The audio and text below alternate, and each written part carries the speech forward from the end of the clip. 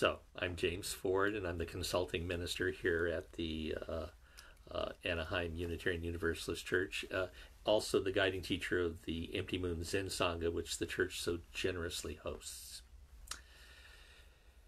Today, to be honest, I've had a lot of trouble focusing. There are all sorts of memes on social media about the shape of this year. One shows two images. The first is labeled My Plans. It shows a kid standing on a playground. The second labeled 2020, and it shows a murder hornet. Another has a dialogue. The first speaker is labeled Time Traveler, who asks, "What year is this?" The second is labeled Me and says 2020. Time Traveler says, "Oh dear." I cannot count how many memes I saw that simply showed the date 2020 at the top or the bottom of the picture of a large dumpster burning away. And then there's politics. How we deal with each other in this time of COVID-19, in this time of political crisis, in this time where we are about as close to polarized as can be without actually shooting each other. And then the 4th of July rolls around. Personally, I find it easy to romance despair. And that poem from William Butler Yeats, it whispers in my ear, turning and turning in the widening gyre, the falcon cannot hear the falconer. Things fall apart. The center cannot hold. Mere anarchy is loosed upon the world. The blood-drummed tide is loosed, and everywhere the ceremony of innocence is drowned. The best lack all conviction, while the worst are full of passionate intensity. Surely some revelation is at hand. Surely the second coming is at hand. The second coming. Hardly are those words out when a vast image out of Spiritus Mundi troubles my sight, a waste of desert sand, a shape with a lion body and the head of a man, a gaze blank and pitiless as the sun is moving its slow thighs, while all about it wind shadows of the indignant desert birds. The darkness drops again, but now I know that 20 centuries of stony sleep were vexed to nightmare by a rocking cradle. And what rough beast, its hour come round at last, slouches toward Bethlehem to be born? Yeah, easy to romance despair. Fortunately, that's not the end of it all. There is that rough beast and that slouching towards Bethlehem. For ill?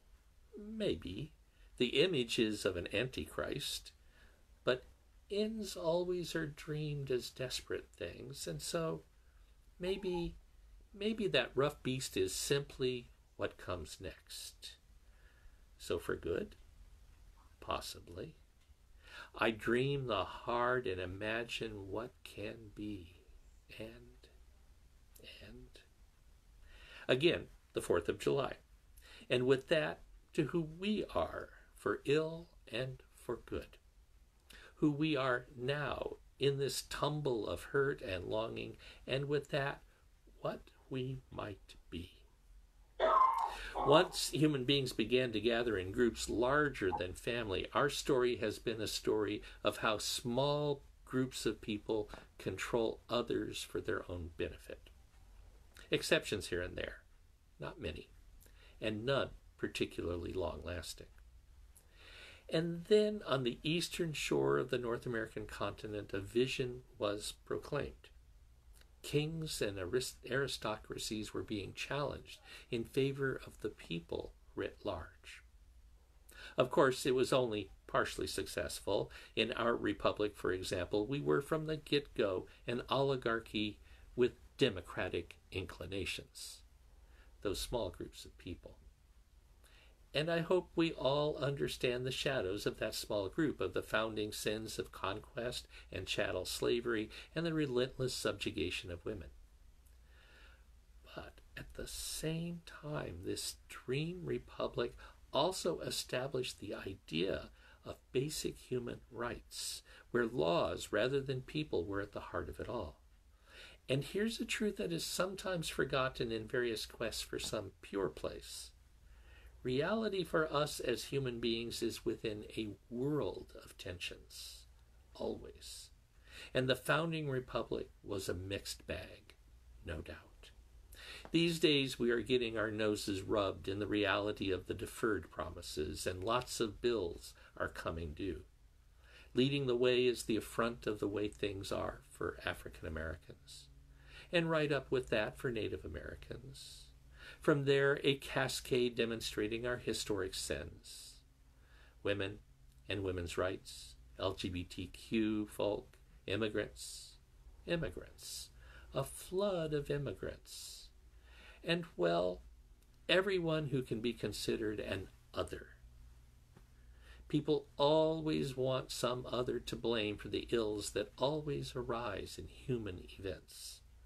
Here we can notice all our minorities stacked up in line over the generations. Immigrants. Even with that harsh truth, they continue to come. Those tired, those poor, those huddled masses, the homeless, the tempest-tossed, they come. A dream has been proclaimed, and while betrayed over and over, still it lives. And to this day, people come. And so, for us, the lucky ones, the ones who are here now and who have inherited something, what do? The call from the streets, the call from our hearts is first to notice, and well, from there, I hope, to action. The 4th is past. We are now at the 5th of July. So, what now? Here today, I want to offer some insights from Buddhism, or more specifically from my Buddhism, my Zen Buddhism. It's firmly placed in our time and place. The Zen Buddhism that I practice manifests within the modern, leading into postmodern, and probably beginning to shape up in whatever follows a postmodern. It exists in the world observed through reason and is equally heir to the Western Enlightenment as to the Eastern one. There's a reason our Zen group is nestled within a Unitarian Universalist Church. The Buddhism I follow is still very much rooted in the original insight of Gautama Siddhartha. It's informed by that ancient realization that our sense of a separate self, useful no doubt, even necessary, is in the last analysis a convenience, not an objective reality. As an organizing principle for a human being, it's really, really important. But it is as passing as the morning dew. And when we pretend otherwise, the human ego becomes monstrous. Instead, Buddhism locates the individual, that is you and me, within a much larger play of causality. We are all of us part of that great play of relationships. And this is the really important part. Our individual intentions and actions have immediate consequences within the larger web of which each of us is a part. We have joy and sorrow in our hands. How we understand ourselves affects what will happen. Now, as humans, our vision is always clouded. We are only a part, always only a part. But there is truer seeing, and seeing how we belong to each other and the world can be that compass and that North Star we need. This ancient wisdom says we are connected more deeply than our lungs and breathing. We humans intuit this profound play of connections, and this sense arises for us as a sense of fairness, of balance, of harmony. The catch is that we also have an inbuilt sense for survival. That sense of a separate self includes a powerful sense of self-protection, and it manifests as often as not as an inclination to cheat. So, there we are. One image that can work if you don't hold it too tightly is half angel, half demon. Another way is how we, each of us and in our collective, are a bundle of potentiality. Something is always waiting to birth. That rough beast, perhaps. And we are conscious. I'm sure all animals are, but we humans can communicate from that consciousness with each other at a level beyond calls and warnings. We can tell stories, we can relate dreams, and we can imagine. And I believe to the soles of my feet that with this consciousness, the kind we humans share, comes responsibility. We are responsible for ourselves. We are responsible for each other. Both. The image I find hard to ignore is that we are, in fact, all of us family. And we are responsible for the family. In varying ways, in varying degree, but all of us and each of us. And then there's this country. What our contemporary political philosophies lack, in my view, is a realistic anthropology, and with that, a moral perspective that gives us a genuinely healthful direction. This may prove of critical importance as we go forward, a corrective to Adam Smith and Karl Marx. One abandons all in favor of the individual, the other abandons all in favor of the group. What Buddhism hints at is a path that clings to neither view. It is a way of possibility. I find this path demands both reflection and engagement. I cannot do it alone, nor can anyone else. We are all in this mess together. But I must act. And so, here in this place, my America is about this dream of possibility for everyone, and where, when one fails, they are not left behind. Not a melting pot, but a mosaic. In my America, our differences are celebrated and our similarities are cherished. Not exactly one out of many, but something close. One and many. Here I am, myself. I am part of a family. I am part of Long Beach and Orange County. I am a Californian. I am an American. I am a human being and a part of the collective that is life on this little planet in a distant corner of a galaxy spinning through the great night. Each part precious and fragile and temporary. With that, there's Mr. Yeats' song. After the observation about the good equivocating while the bad, well, they've got their certainties. And a lot of power comes with that. But, and, also, this.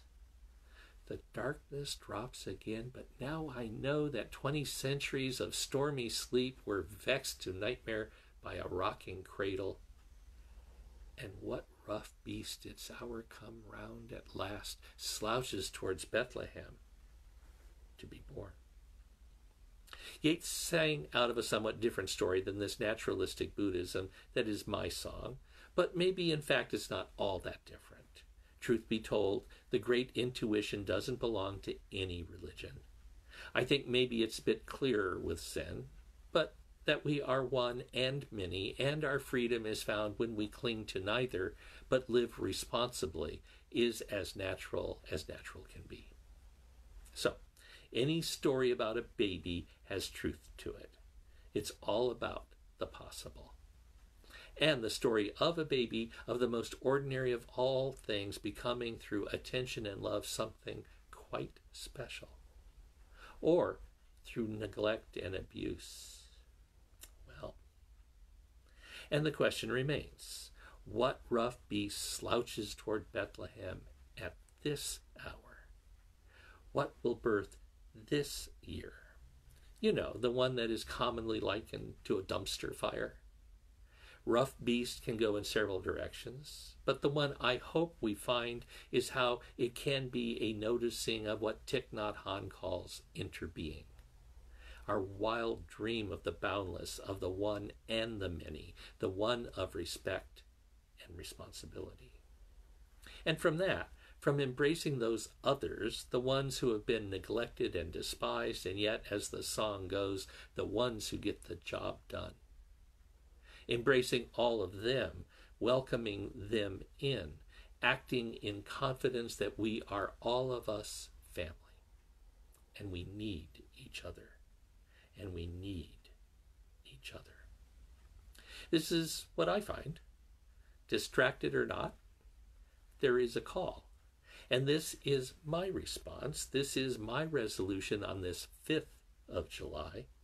I commit to continue to cultivate my own heart and mind, and at the same time I cannot ignore my sisters and brothers, indeed this whole blessed, broken planet.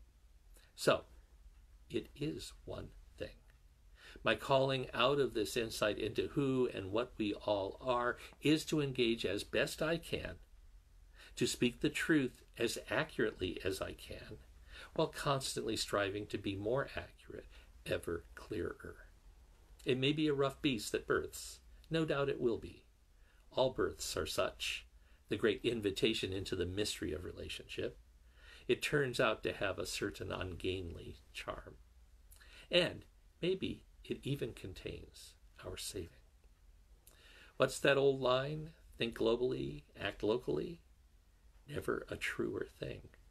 In each action, with every word, presence, and striving to see the family, and to act like everyone and everything is a relative. As best I can. As hard as it can be. As easy as it can be.